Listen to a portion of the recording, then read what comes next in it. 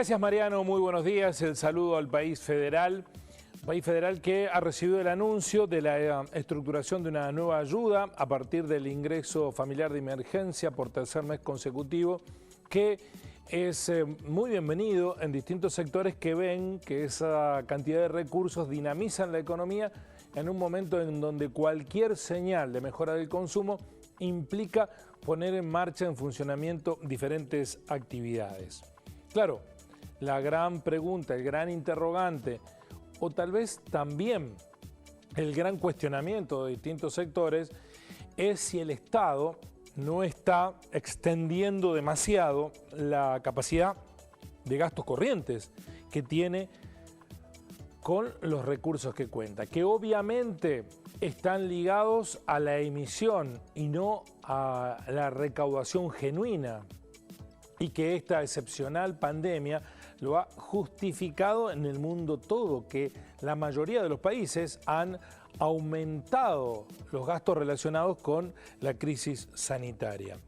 Claro, el sustento para avalar los gastos de unos y otros países no es el mismo. Argentina venía con una economía muy golpeada y esta expansión adicional del gasto va a implicar un esfuerzo de las arcas nacionales que veremos de qué manera impactará en el escenario post-pandemia siempre y cuando se logre el arreglo con el Fondo Monetario Internacional. Pero, vinculado con esta información, hemos extraído del trabajo que realiza el economista Sergio Chousa la evaluación de los porcentajes de variación respecto del gasto del Estado Nacional comparando junio del 2019, cuando Macri era presidente, con junio del 2020, esto ajustado por inflación, es decir, ya con el impacto de la inflación. Y lo que ha crecido significativamente, como lo muestra el cuadro, son las transferencias corrientes a las provincias. Es decir, que el gobierno ha decidido enviar básicamente muchos recursos a la provincia, ha transferido un 162,5% más a las provincias que un año atrás. En concepto de subsidios económicos, un 32,5% creció el gasto. En concepto de prestaciones sociales, un 31,9%.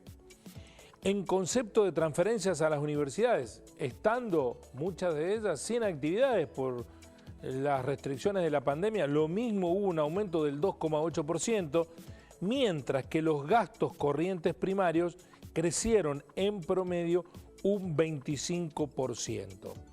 Esto en un contexto muy complejo donde obviamente se han establecido claras prioridades como es cuidar, por un lado, la situación sanitaria, la salud de los argentinos y por el otro lado, privilegiar la producción y el empleo. Saben ustedes que se está sosteniendo con ATP, ayuda excepcional a las empresas, el pago de los trabajadores para que no haya despidos, que están suspendidos por otra parte esos despidos y que solo se quedan sin trabajo aquellas empresas que cierran.